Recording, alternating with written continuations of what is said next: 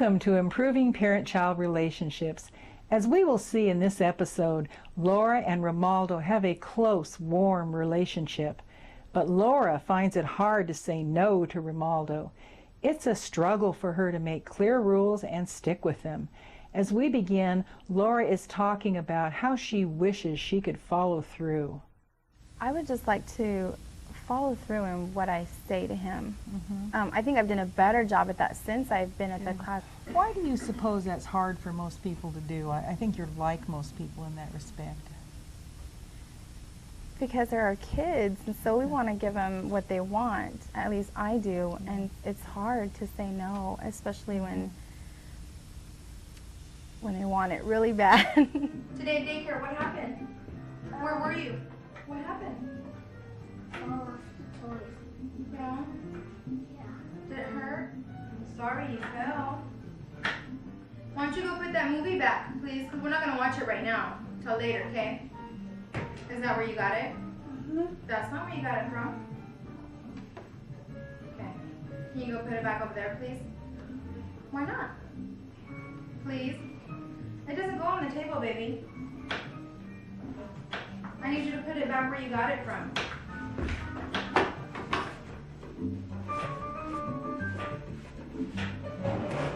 Put it back? Thank you. You are working on following through here. You asked him to put the video back. There's a good reason for it to be put back, so it's beyond personal preference. And he, in the beginning, isn't sure that he wants to do it. He tells me no. Well, yes, he did tell you no.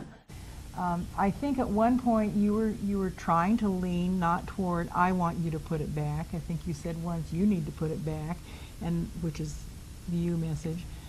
You tried to aim for the situation. It doesn't go here, it goes there. And he did put it back, so maybe we're not doing so badly. I wonder what would be different for you, for him, if you were to say, would you help me by putting it back? Because I think that's very truthful. I think you can tell him to do it. You can tell him he needs to do it. You can focus on the situation. The focusing on the situation is one of the better alternatives, I think, because it points to what needs to be done rather than a battle between the two of us. But the truth is, you're asking him to do something helpful. And I think kids respond to that pretty well, usually. Just in principle, maybe the invitation to help would be good because he likes you pretty well. And I think he probably would want to help you if he thought of it that way. Right. Requesting help may be more effective than telling children what to do. Make me an airplane with your Legos again like last night. You want to do that? Yeah? Okay.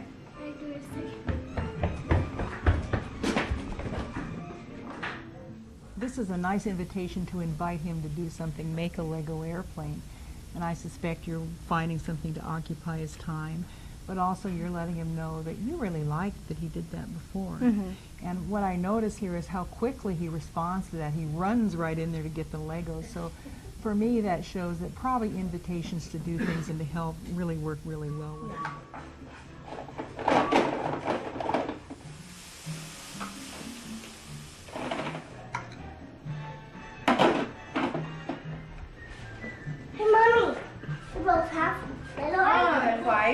Over here, baby, in the living room. What? You can't catch me. Yes, I can. Yes, I can. I can catch you. I can. I can catch you. Oh, are you okay? My airplane broke. Are you okay? Yeah, but Mommy. Okay, I'm sorry, baby. Thank you. Fix mine too. Something happened to it. Look, it won't stand up. Can you fix mine? Yeah. Okay, I'm gonna come and check dinner, okay? Okay. The more of this we see, the less disruptive behavior we see, because you are paying attention to him. It is pretty positive, and so it's a wise use of your time, but also a very positive thing in the relationship. And you look like you're enjoying this. Yeah. We have a lot of fun. Yeah, looks that way. Positive interaction reduces negative behavior. Okay.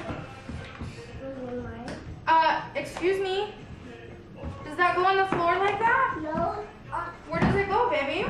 That's pretty in your face. Yeah. Excuse me? So what we see out of this is that he's just doing a little testing, right, to see what kind of thing you'll do. The garbage? Yeah. Yeah. Very good. Did you put it in the garbage? Yeah. Thank you. So he gets there, he picks it up and he puts it in the garbage, and it's really only kind of a minor attention-getting distraction, but you can see here the seeds for something, yes? That probably you're going to go through a little period of time where he is going to be doing just a little bit of testing, so it's good to give some forethought to what you'd be doing, and I see you in the pleasantly insistent group, right? Be pleasantly insistent about necessary behavior. No. You can tell me. Can you tell me? No jumping like that, babe. Something he knows. Yes. So would this be an example of where you would say, I'd like to not remind him, but what else am I going to do at the time? Yeah. Yeah. What kinds of things have you thought about doing about it? So I guess I haven't thought about. You know, listening to you, I'm pretending I'm Romaldo, and I'm thinking, she doesn't know what she wants. You know, sometimes it's okay, sometimes it isn't. I don't know that she's really decided that. Her policy isn't clear, so I guess I can just kind of do what I want for a while. So I don't know that it matters what you decide. And it might be important to talk to him about it sometime when the chair is not an issue. Maybe even visit with him a little bit about what he likes about it. I mean, does he think he's flying? Does he like the noise when he lands? I mean, is there some way that can be okay? I mean, can there be something at the playground he jumps off? I mean, I think it's a shame that sometimes we kill the fun while we're setting the limits. Yeah. No jumping off the chairs again, okay? Okay? Are you gonna jump off the chair again? Okay. Thank you. When you say to him, are you going to jump off the chair again, do you mean right there or for the rest of his life, or do you know which one you mean? I guess right there. So far this focuses on what he might be doing about the chair. Where are you about the chair? I mean, what if we couldn't think about what he was going to do and we thought about what you were going to do?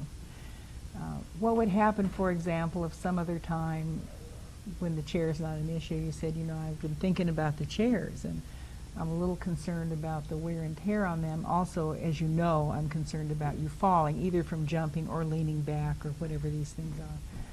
So I'd like for you to decide, Romaldo, whether or not you can have a chair. I'd love to see you have a chair because I think chairs are good for sitting and dining, but if we're not able to sit in the chairs the way they need to, maybe that will be put up. One can eat standing up. I don't know. And again, here, I don't think it's so important what you decide, so long as you know what are you prepared to do, and that he can see that you do mean it.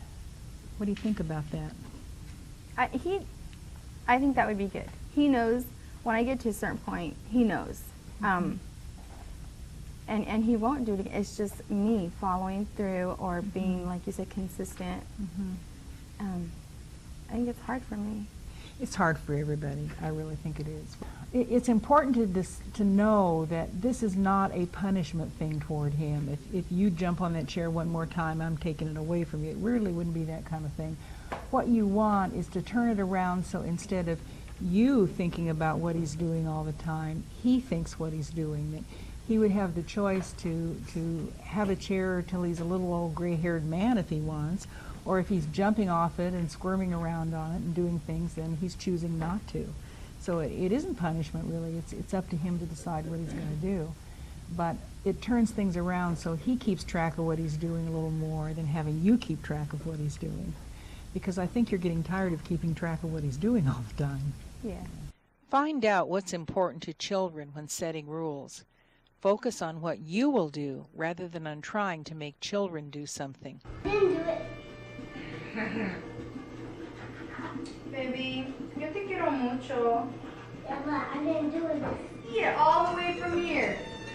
Mommy's got good eyesight. I can see it. Yeah, huh? Yeah, I can see it. No. Yes. Yeah.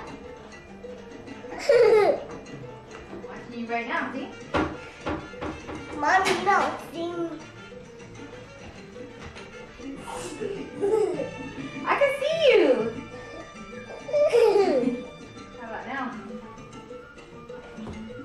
You can't see me! Yes, I can. Is there eyes?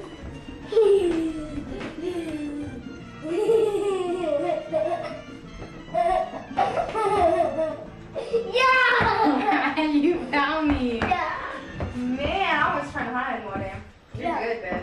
Huh? You're good. I know. You know? Oh. This is sort of a wonderful little example because you're both having fun, and he's having fun, and the peekaboo kind of thing where you each know, but you're kind of pretending that you don't know, and I think how wonderful to have that fun, and in this situation you're both having fun. That's different from a situation where he's having fun with the cookie on the table or not putting back the tape or the chair, and you're not having fun. So I think what we're looking at is the difference between a situation where both people have fun and only one of you. And he honestly, at 3 years old, he could be confused about that. I mean, I think children kind of think about what they're having fun doing. They're not always thinking about whether it's fun for you. So in some of these situations, I think it's just important to be able to know what that difference is, and for you to keep track of when you're not having fun, maybe it's time for it to stop, because what you don't want is the kind of thing where he's having fun at your expense. Take time for fun. Help children to understand that activities should be fun for everyone, not just them. I think dinner is ready. You want to go wash your hands for me? Can you go wash your hands so we can eat? Please? When you said, please go wash your hands for me, it wasn't exactly for you, because it needed to be done. And the reason I'm making it's a very small difference, but I think in terms of his reaction as he rode his little truck down the hall, I think that was sort of sorting out a power struggle. Let me see now. If it's for her, I'm not sure I'm going to do it. But there's a difference between that and it's necessary to wash hands, and when hands aren't washed, I guess people aren't ready to eat. You decide. So again, I'm thinking of ways that you sort of take yourself out of the contest with him. It needs to be done because it needs to be done, right? Focus on the needs of the situation. Come on, baby. You guys hungry? Oh, take my space. I don't see you eating your rice or your corn. Hey, a comer. Baby, what about your corn? You don't want your corn? I just eat corn. Well, eat it again. Don't you like it? Yeah, I like it. He isn't eating. And so I was reminding him that he's not eating the corn and the rice. Which, mind you, I took a lot of time to make that rice. That's right. So he darn well better eat it. How important is it to you to monitor how he eats what's on the plate? How he eats it, it's not important. Just as long as he eats. Okay. So this might be an example of something that probably you could stay out of, right? Yeah. Avoid excessive monitoring of children's behavior. I want you to eat first. Done. And I'm going to get ice cream, and I'm not going to give you any. I want ice cream. Well, you're not going to get any because you're not eating. Yeah. The relationship between the ice cream and the dinner, I'm not quite catching that. Well, I told him that I had gotten ice cream, and so he could have ice cream if he ate dinner, if he ate his dinner. Okay. So as you look at it right now, is this he ate his dinner okay and he can have ice cream, or he didn't eat his dinner and he isn't going to have ice cream, or what's your decision? Right there at that point in time, I'm thinking you haven't eaten enough, so you can't have ice cream. Mm-hmm. I think you're probably right. That's right at that point, At though. that point. Be confident about a reasonable rule. I'm asking you, are you done? I am done. You're done? You want to go wash your hands? Yeah. Alright, let's go wash your hands. You want to watch the movie? Yeah? Okay. Mommy, we watched that. No, he's silly. You know the bears may be only They're not silly, goose. Polish. I think this absolutely belongs in your photo album. I mean, it's just such a nice little piece of you and he being together and enjoying it. And you're joining in his activities, the sucker and the TV. It's just Yeah. very Well, positive. can I say at this point, I had decided I'm not going to eat ice cream, and so that way, you know, I wanted ice cream, but I didn't want to eat ice cream and not give him any because I told him that he couldn't have any. So I thought, well, I'll just give him a sucker, and I could have a sucker. We can both just have a sweet. At this point, I had decided that even There's though I no ice wanted cream. ice cream, that I couldn't eat ice cream in front of him and not give him any. Why not? Because that's just rude. Did you eat your dinner? Yeah. I honestly don't know whether I could be eating ice cream in front of the child either, but I think that the point is that, are you worried he'll be hurt? Yes. He's just going to say, Mommy, you know, you said I couldn't have ice cream. Why are you eating ice cream? And what if you said, because I ate my dinner? I don't know. I just can't. See, that's my problem. That's why I'm working. I can't say no. And that's why I chose to go around it. Right. And I think that you couldn't be more correct. That I just, up to now, I haven't said no for who knows what reason. I mean, it sounds like you don't want to be mean to him. You don't want to be cruel to him. And sometimes it's hard to say no if you haven't fully decided what it's going to be. Right. And so my guess is it will be easier for you to say no if you fully decided what it's going to be. And that once you make the decision, it's a little bit easier to stick with whatever it is. But if you're a little foggy in the first place, it's really hard to be consistent, isn't it? Yeah. And then he comes up with his cute little face, then what are you going to do? Right. It is easier to follow through when you are fully decided about something. I am too. Ice cream. It's fine now, baby. Come on. But I want ice cream. I don't want to lay down. You don't want to lay down with me right here?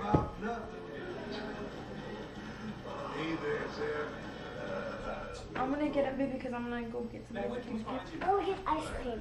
No. Why? Because I want ice cream. we're watching a movie. But I want ice cream. Ding. Now, here's the real parental challenge, right? He wants it, and so do you. And he knows it. I know. I want ice cream, Mom. Come. What? I'll give you a little bit, but you have to sit at the kitchen table. Give him a little bit, huh?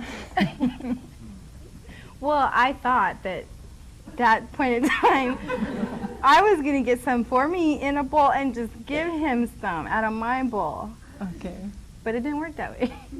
Really what I see going on here is that he's just experimenting with whether you mean it or not.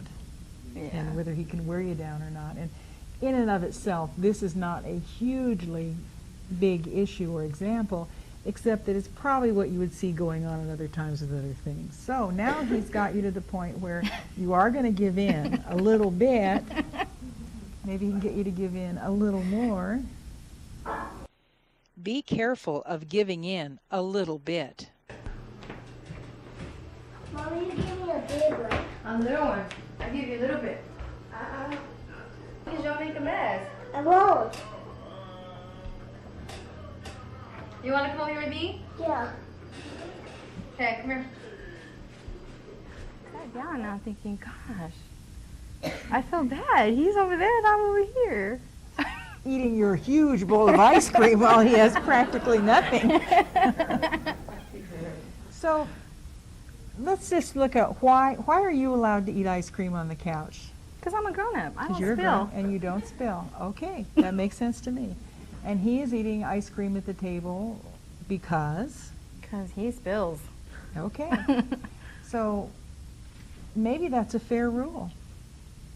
If And I if- follow through. Well, if you follow through, right? So what you're seeing here is that you had a reasonable rule based on the situation. You don't spill, he does spill. And then you began to feel a little bad about it. Yeah. Even though.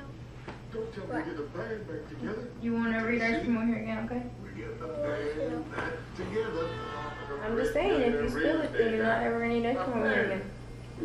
What's with the You band? sort of know that maybe this wasn't the best thing you could have done because there's going to be some ice cream spill, right? Most likely. So you're kind of breaking your own rule. Hey.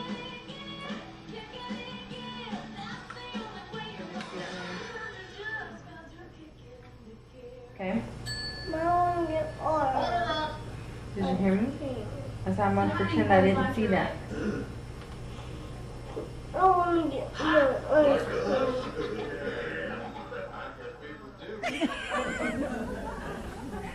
I told him if he spilled, I was gonna take the ice cream away from him, but he had already eaten half. I didn't want to take the whole the other half away. Well, and it places you in the situation of here you've allowed something that was already inconsistent with what you had decided, Yeah. and now it's getting a little worse all the time. Yeah, I break all the rules. That's why I don't like to make rules, because I break them. I break them. I break them. He works me, and I know this, and that's why, I'm really trying to work on following through. And I actually have done it. Believe it or not, it was so hard one night, but I turned off the TV, and that was really hard. He started off crying, and he went to his room, and he threw his little fit and everything, but after about 10 minutes, he was fine, and it felt good, because I Yeah. followed through. Absolutely, yeah. And I think what it does when you have a reasonable rule and you follow through pretty early on is it doesn't allow all this later stuff to happen, so you don't go through quite as much. I just need to make up my mind about what it is that I'm, like the chair thing, I just need to make up my mind, Yeah. and stick to it. I think you're right, because it's when you get into the exception territory that it's hard for you, because you're trying to figure out, is this a reasonable exception? Is it something I want? And then it's very hard. So maybe it makes sense to just experiment with a few rules that you think are pretty important to you. Mm-hmm. And it doesn't seem as likely to you there would be all that many reasons for exceptions, because I imagine he's a pretty good exception finder. Since he knows that you have a little trouble with exceptions, that's exactly what he's going to look for. Mm-hmm. Then I would think that when you take your ground about what you're going to do, not what he's going to do, but what you're going to do, then what might be a little bit difficult for you is that he just might kick up a bit of a fuss, because you're supposed to give in. That's what I have you trained to do, is to give in. Because I'm charming, because I'm sweet, because I'm hungry, because you want the ice cream, there'd always be a because of something, right? And so I'm going to kick up a little bit of a fuss, but I think you've just told me that you can see he'll get through that okay. Oh, yeah. Avoid making rules you are not committed to. Simple rules without exceptions are easiest to maintain. Children can withstand the disappointment of an enforced, reasonable rule. Do you want me to read to you tonight? Yeah. I'm going to get a book. Okay, you get a book, okay? You're supposed to get one, not 5. We're going to put... Which one do you want, baby? Mommy's only going to read one. Which one? You want Lady and the Tramp? Yeah. You don't seem to be having any trouble with your decision-making powers here. Why is that? Because I'm not about to read 5 books. Oh, okay. And did he try to get you to read 5? No. Now, why is it that he isn't going to challenge you on the books, but he is going to challenge you on ice cream and those kinds of things? Because we don't ever read 5 books. We read 1 book and that's it. So you sound pretty firm about this even now. Yeah. And that's exactly what I mean, that I think he absolutely knows. can tell the difference when knows, you've yeah. decided. Children will test less when they see you are firm. It was Christmas at Jim Deere and Darlene's house. There were so many ladies. Mommy, but there was a girl and a lady. It's bedtime, baby. Good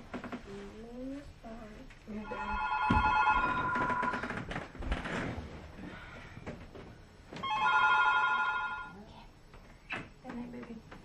I love you. Leave the door a little bit open, okay? Okay, good night. Many people think at this point a child would get out of bed because you're on the phone, and either they don't want you on the phone, or they want to hear what you're going to say, or they want to come first. But he doesn't get up. Why is that? It's bedtime. We've been doing it for 2 weeks now, and I've been leaving him alone. And I've either been on the phone, or I go wash dishes, or whatever it is I didn't do before bedtime. And so it's been 2 weeks. And I have to admit, the first like 3 days, he would get up. What are you doing? Who are you talking to? I mean, you know, and that was like the first 3 days. And I would put him into bed and say, baby, you know, you are not to get up anymore. It's bedtime. You need to go to sleep. You sound now, and I think you sounded then, very decided about this. And that's exactly what I mean, because I think when you make a clear decision, and it even shows in the way you talk about it here, it looks to me like the important thing for you is just merely to decide. And once you make that decision, you're going to save an awful lot of wear and tear, because he sees that in you.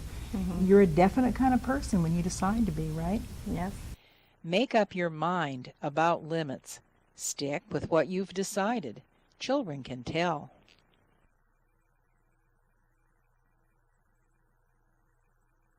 Does your mom have a hard time when she makes a rule kind of sticking with it? Does she give in a lot? Yeah?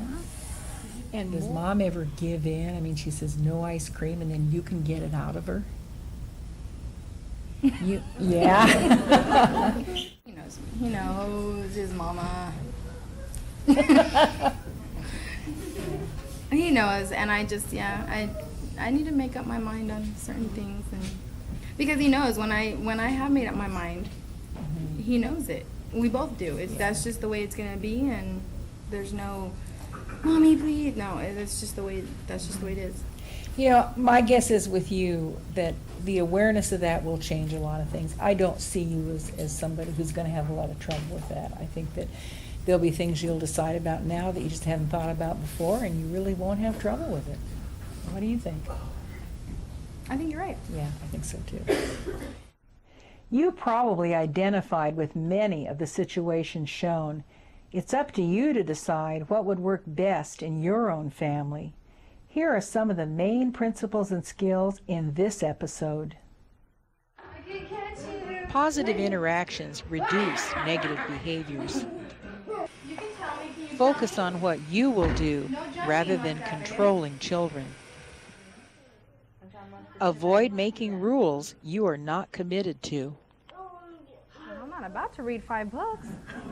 Children can tell when you have really decided. No.